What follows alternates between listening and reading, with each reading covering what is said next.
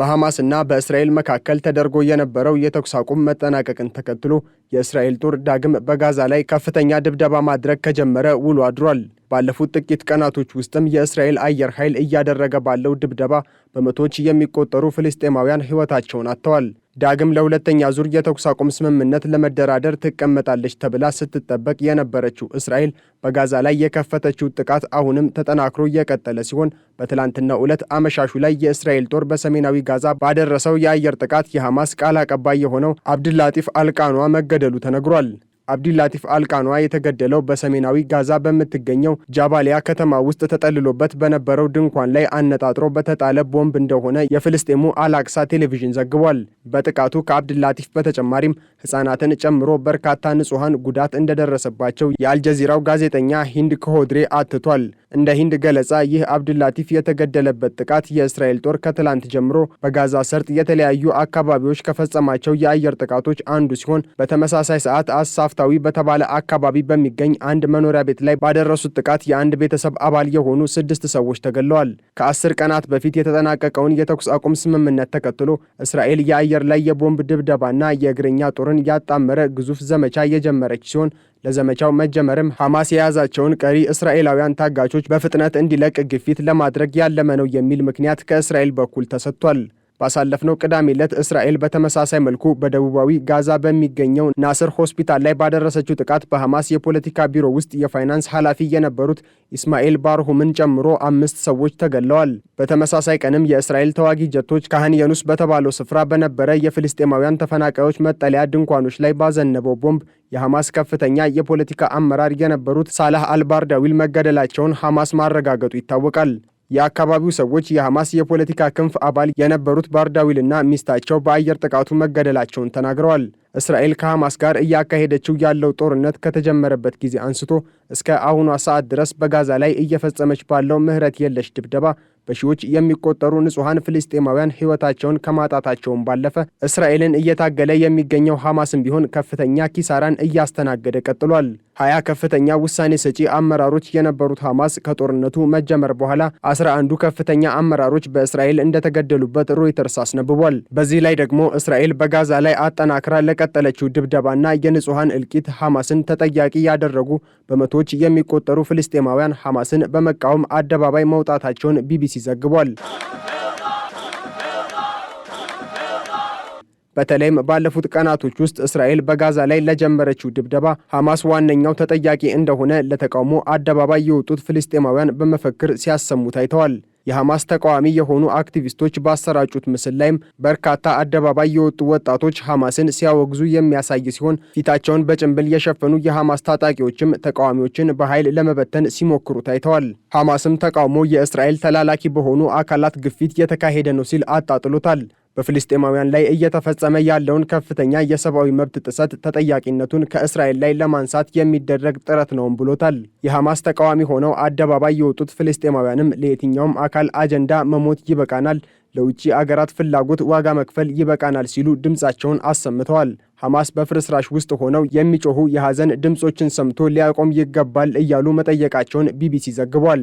ከስፍራው እየወጡ ያሉ ዘገባዎችና ምስሎች የሚያሳዩትም ፍልስጤማውያኑ የሐማስንና የሙስሊም ወንድማማቾች አገዛዝ እንደበቃቸው የሚያሳዩ ናቸው። በዚሁ ጉዳይ ከቢቢሲ ጋር ቃለ መጠይቅ ያደረጉት የሐማሱ አመራር ባሴም ናሚ ተቃዋሚዎቹ ሌላ ድብቅ ተልዕኮ ያላቸው ናቸው ሲሉ በመተቸት ተቃውሞ ትክክለኛ ከሆነ ለምን በዌስት ባንክ አልተካሄደም ሲሉ አጣጥለውታል።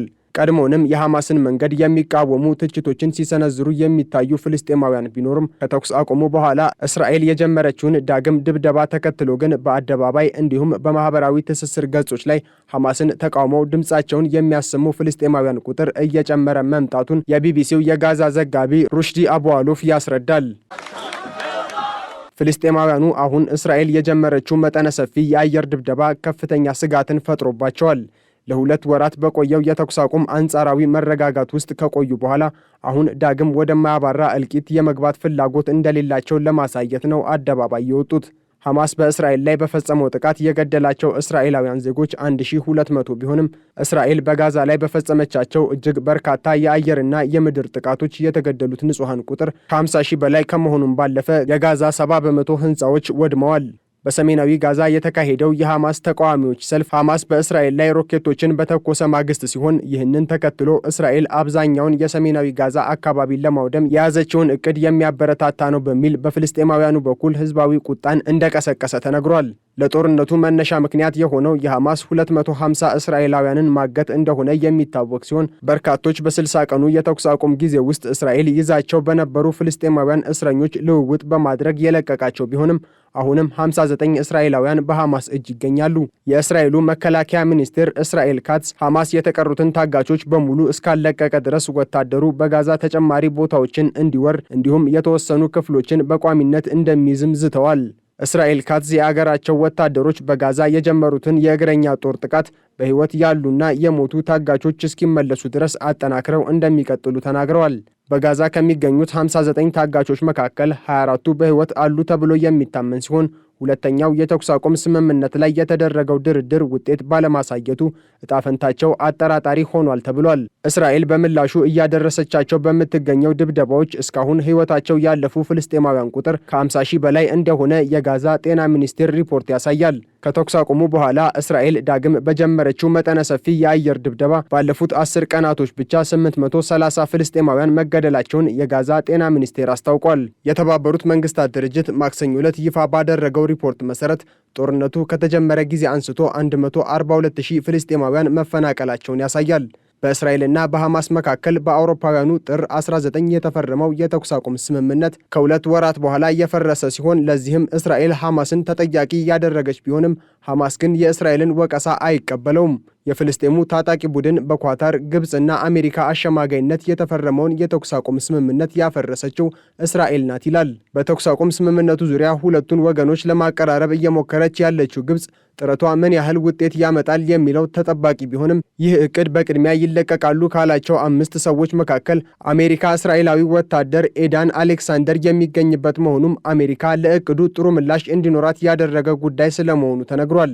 ይሁንና እስካሁን ለግብፅ እቅድ በእስራኤልና በአሜሪካ በኩል በይፋ የተሰጠ ምላሽ የለም። ይህ እቅድ በእስራኤል ዘንድ ተቀባይነትን የሚያገኝ ከሆነ አሜሪካ ዋስትና የመስጠት ኃላፊነት እንዳለባትም ነው የተነገረው።